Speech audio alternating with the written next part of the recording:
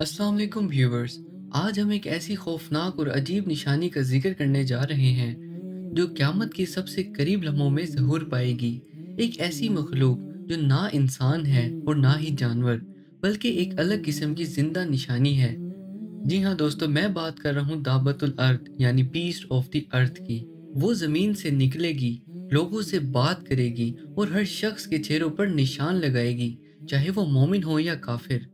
अगर आप कुरान और हदीस की रोशनी में दाब्बा का असल हकीकत जानना चाहते हैं तो वीडियो को आखिर तक ज़रूर देखिए। और अगर आप चैनल पर नए हैं तो चैनल को सब्सक्राइब करना मत भूलिएगा। अल्लाह ताला कुरान में इरशाद फरमाते हैं, और जब उन पर हमारा कौल वाक़े हो जाएगा तो हम उनके लिए दाब्बा ज़मीन से निकालेंगे जो उनसे बात करेगी कि लोग हमारी आयतों पर यकीन नहीं लाते थे। ये आयत क़यामत की एक अजीम निशानी की तरफ इशारा करती है, एक मखलूक जो ज़मीन से अचानक ज़हूर पाएगी, जिसे दाब्बा कहा गया है।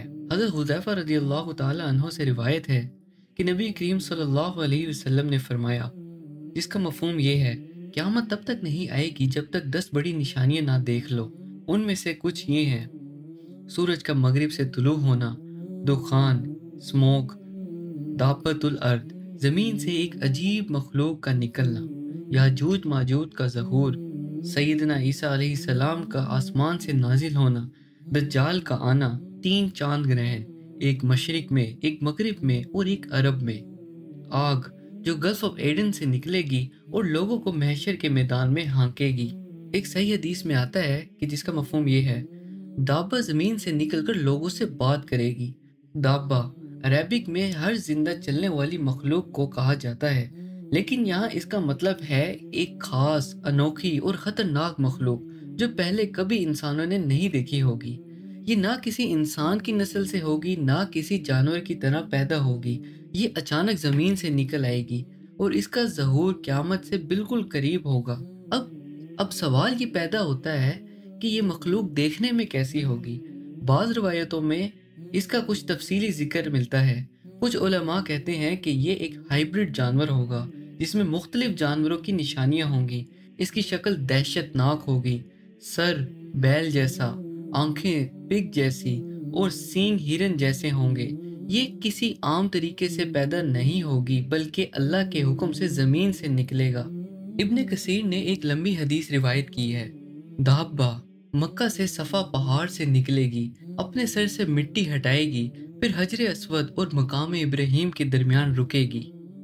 लोग इसे देखकर भाग जाएंगे, लेकिन कुछ लोग रुक जाएंगे। दाब्बा मोमिनीन के चेहरे पर रोशनी लगा देगी और काफिरों के चेहरे पर स्याह निशान, ताकि सब लोग एक दूसरे को पहचान सके। फिर ये दुनिया भर में निकल जाएगी, हर शख्स तक पहुंचेगी और कोई भी इसकी पकड़ से बच नहीं पाएगा।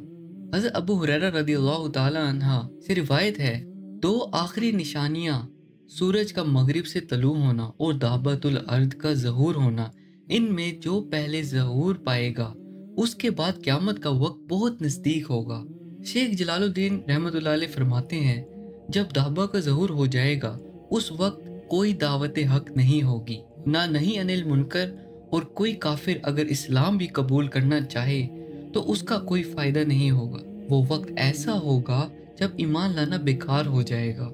कुछ मुफस्सिरीन के मुताबिक दाब्बा लोगों से ये कहेगा, लोग हमारी आयतों पर यकीन नहीं कर रखते थे।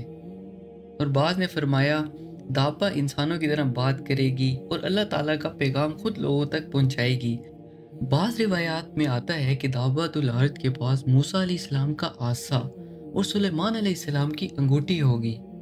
अब ये आसा और अंगूठी 20 के पास होने का क्या मकसद है? ये एक सवाल पैदा होता है। पहले तो हमें ये मालूम होना चाहिए कि मूसा अलैहिस्सलाम का आसा, ये आसा अल्लाह का मोअज़्ज़ा था, जिसे मूसा अलैहिस्सलाम ने फिरौनों के जादूगरों को हराया था और दरिया को चीर कर बनी इसराइल को गुजारा था। इस आसा को यूज करेगा ईमान वालों की पहचान करने के लिए। तफसीर के मुताबिक ये आसा ईमान वालों के चेहरों पर रोशन निशान लगा देगा, जिससे ईमान वालों की एक अलग अपनी पहचान होगी। अब बात करते हैं सुलेमान अलैहिस्सलाम की अंगूठी की। ये अंगूठी हजरत सुलेमान अलैहिस्सलाम को अल्लाह ने दी थी, जिसके जरिए जिन, इंसान और हैवानों पर हुकूमत मिली थी। दाब्बा इस अंगूठी से काफिरों को निशान लगाएगा। कुछ रिवायात में आता है कि उनके चेहरे या नाक पर स्टैम्प करेगा। ये निशान उनके कुफर की इलामत होगी, यानी उन लोगों की पहचान जो अल्लाह की आयतों को झुठलाते थे। इन सिंपल वर्ड्स, मूसा अलैहिस्सलाम का आसा ईमान वालों को निशान लगाने के लिए होगा और सुलेमान अलैहिस्सलाम की अंगूठी से काफरों को। लेकिन अब अफसोस की बात यह है कि अब तौबा का दरवाज़ा बंद हो चुका है। दोस्तों, ये वो लम्हा होगा जिसका कुरान में अल्लाह ताला ने जिक्र किया है। क्या ये लोग इसका इंतज़ार कर रहे हैं कि फरिश्ते उनके पास आ जाएं, या तुम्हारा रब आ जाए, या तुम्हारे रब की कुछ निशानियां आ जाएं?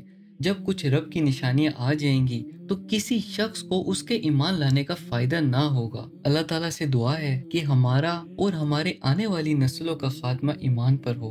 आमीन। इब्न कसीर रहमतुल्लाह अलैह ने दावतुल अर्द के मुतल्लिक कई तफसीलात लिखी हैं, लेकिन उनमें से कई रिवायात कमज़ोर हैं या दफ़ाइती। हमें सिर्फ वही बात तस्लीम करनी चाहिए जो कुरान और हदीस से साबित है। बाकी रिवायतें सिर्फ मालूमात की हद तक हैं। उनका अकीदा में लेना या उन पर दलील बनाना दुरुस्त नहीं। उस वक्त तौबा का दरवाज़ा बंद हो चुका होगा और सिर्फ चेहरा ही बताएगा कि कौन मोमिन है और कौन नहीं। इसलिए आज के दिन, इस वक्त, ये लम्हा सबसे अहम है।